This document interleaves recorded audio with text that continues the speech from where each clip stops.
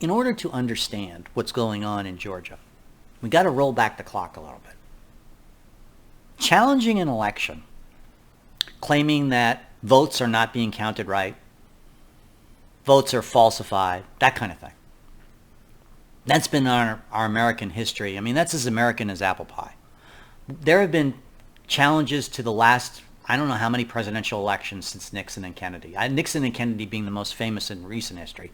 But it goes all the way back to 1887 and even the election of George Washington, Adams and Jefferson were all challenged. So this is nothing new, okay?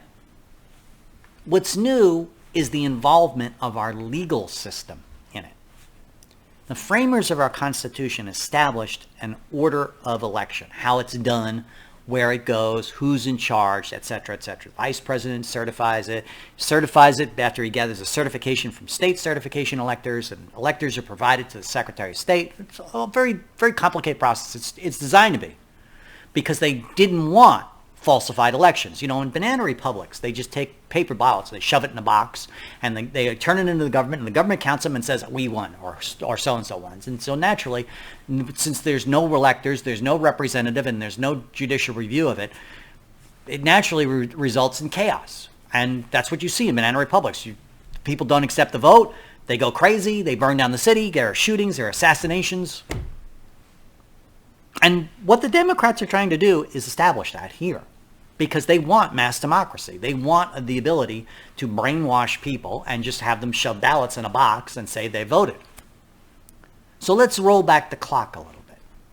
Let's go back to 2000, which is the most contentious election in American history up until now. Al Gore and George Bush were running for president, and it was extremely close. Probably the closest election in modern history. That includes the Van Buren election. What it really boiled down to was how many votes in Florida were for Gore and for Bush. And it really came down to like a few trailer parks. It was that close. It was like less than a few thousand votes. Certifying the election at the time and governor of the state was Jeb Bush, which added a political element to it, which is why it got contentious. And the vote came down. The Secretary of State says, state goes to Bush. He won the most amount of votes, and it came down like, I think it was something like 500 votes. It was that close.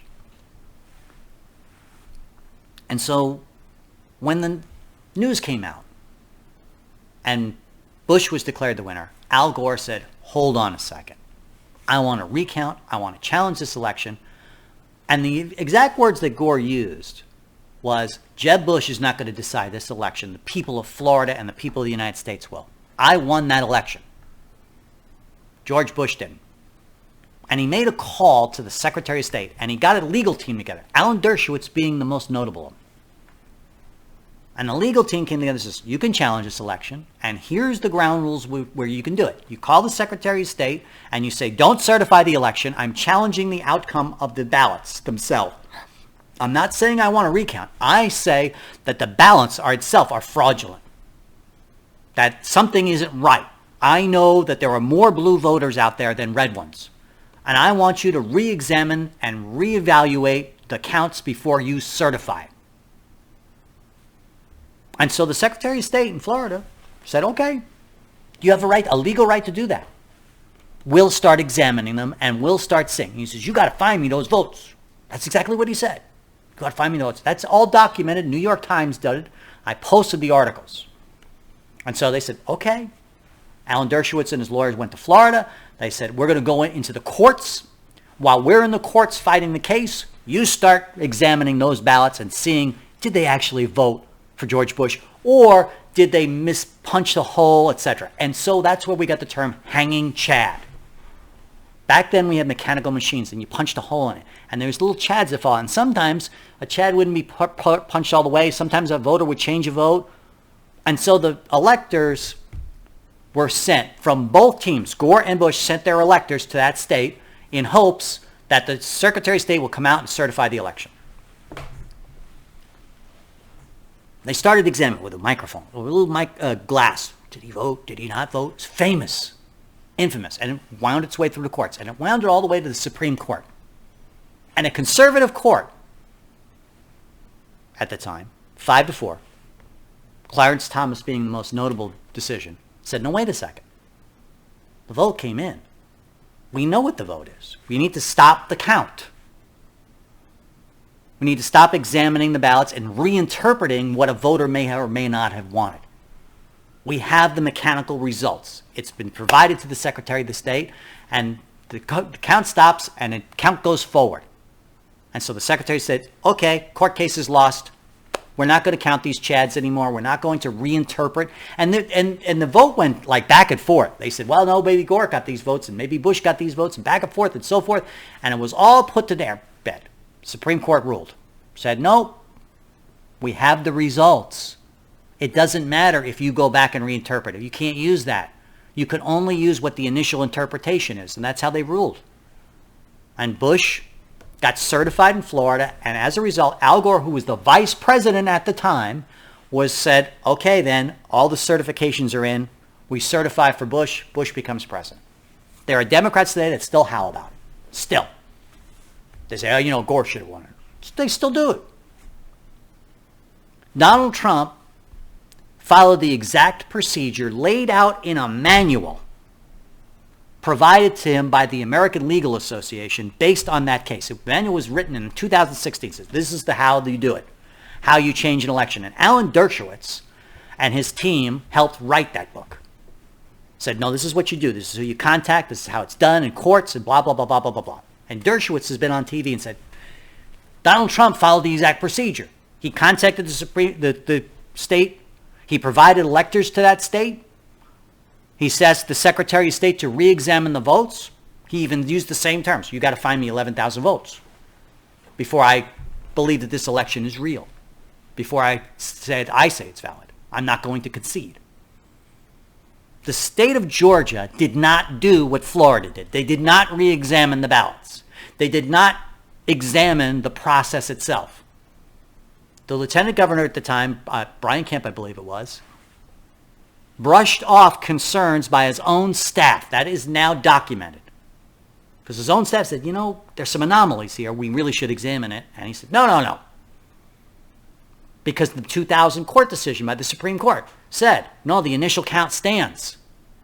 You can't re-examine ballots. You can't reinterpret ballots. And that's what should have been told to Donald Trump. Sorry, but the Supreme Court ruled on this. That's why the Supreme Court didn't hear it this time. This is why I told you when this all went down, there is no way that Donald Trump can prove election fraud, even if it happened. Because the law is built that way. It's to prevent violence. It's to prevent anarchy. But Donald Trump is being charged with 41 counts of doing exactly the same thing that Gore did in 2000. Expressing concerns about the election process, both publicly and privately, having a phone call with the people who certify the election, such as Mike Pence and the Secretary of State of Georgia. He said to Mike Pence, no, you can't certify this until we get a real answer from Georgia and other states. He did this with several other states. He's being charged with counts of election interference because he provided what they call fake electors. No, that's not what that's supposed to. You're supposed to send electors and say, no, these are supposedly the people who are going to vote, not the electors provided by the other team. Both candidates provide electors, certification papers, saying I'm an elector for so-and-so. That is legal. He's being charged with, and his lawyers, for doing the exact same thing that Gore did in 2000.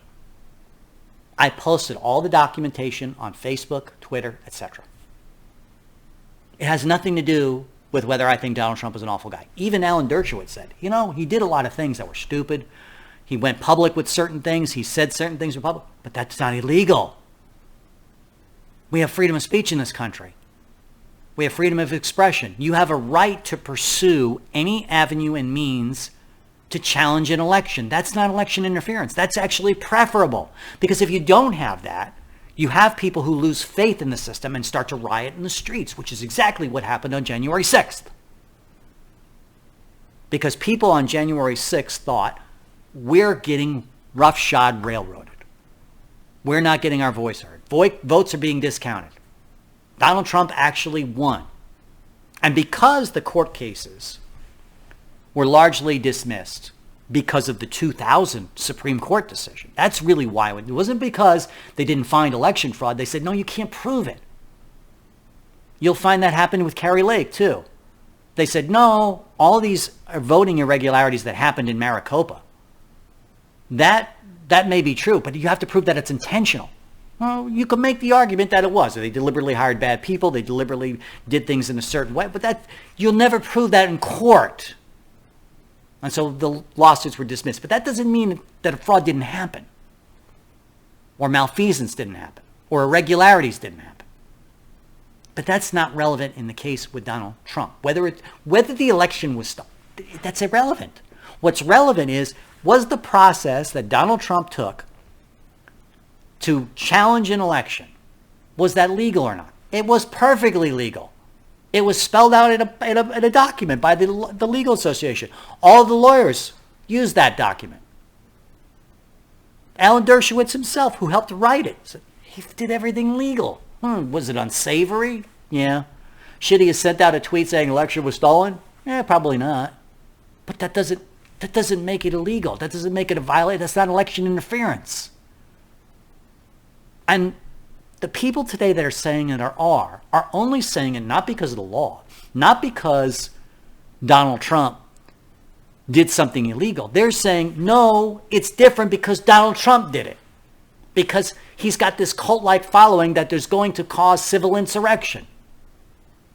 Well, that's not illegal. I'm sorry, but if you feel that it should be, you're welcome to change the laws to say that you can't challenge an election. And they did with the vice president certification.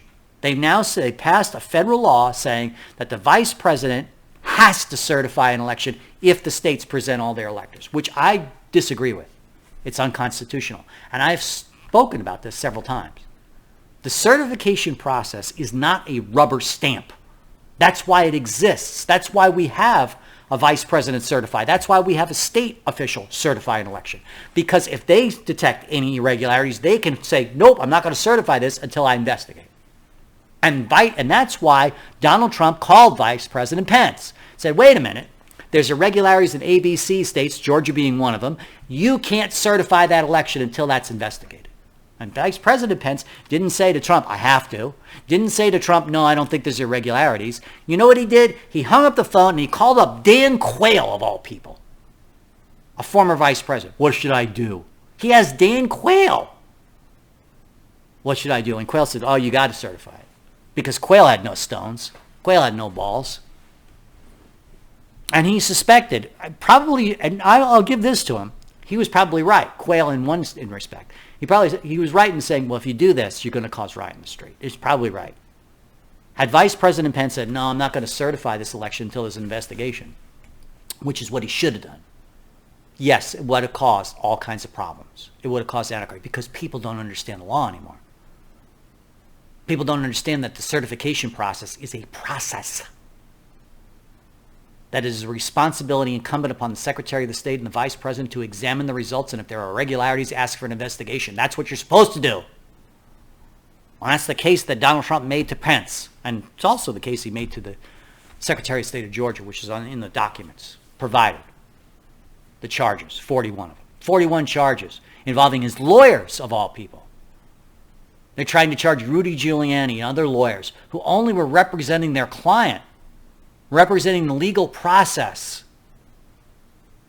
It violates all kinds of rules about judicial review and legal process. You can't arrest a lawyer for defending his client.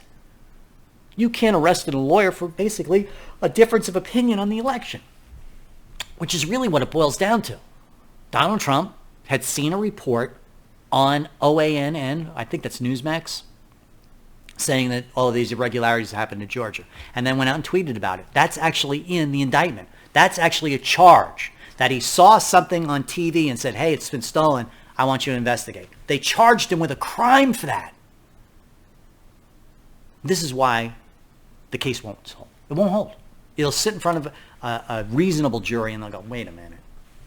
The lawyers will present their case and say, you can do that. It's legal. Where's the law that says you can't tweet out? Where's the law that says you can't question an election?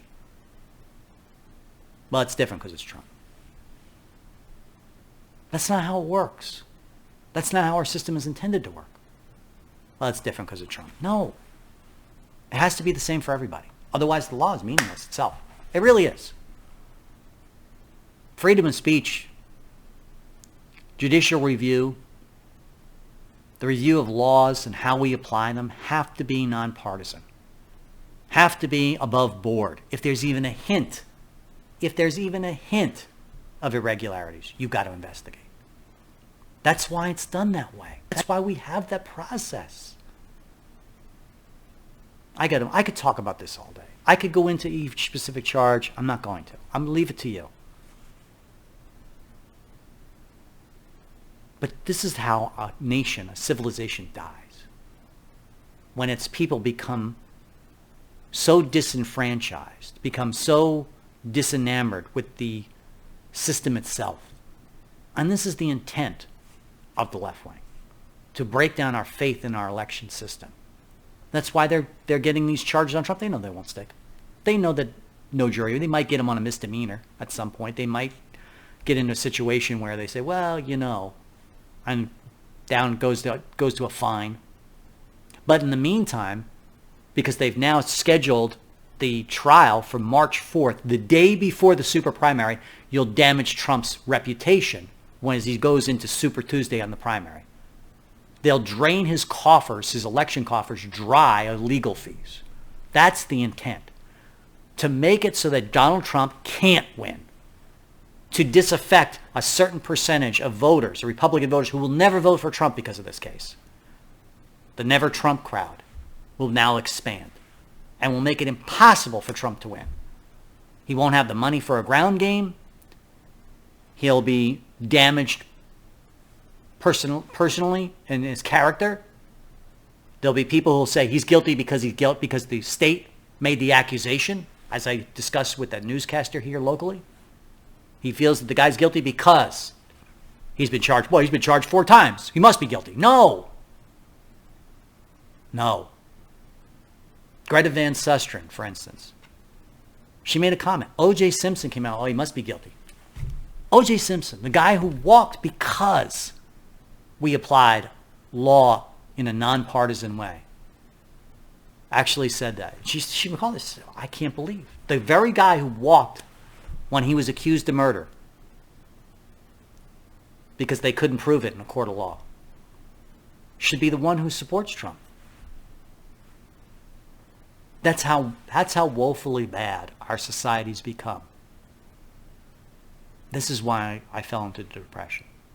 Because when you're faced with that, when you're faced with a citizenry who don't understand the process, who are ignorant of how it works, or why the system works the way it does, you have a breakdown. It's one of the hallmarks of a breakdown of civilization. And this is what worries me. Have we gone so far? Are people so ignorant about how the process works or why it works that they automatically assume that Trump is guilty of something if accused? The polls show it. That's what they think. And it's worrisome. That's my take on it. Take it for what you will. Whether you think it's pro-Trump or anti-Trump, I don't care. I'm telling you that the law is more important than either of these people. And we need to protect. I've said that for years on this show. That the system, the laws, are there for a reason. Don't attack them. Speaking of which, I want to talk about the loyalty pledge they're asking for the debate. We'll be right back.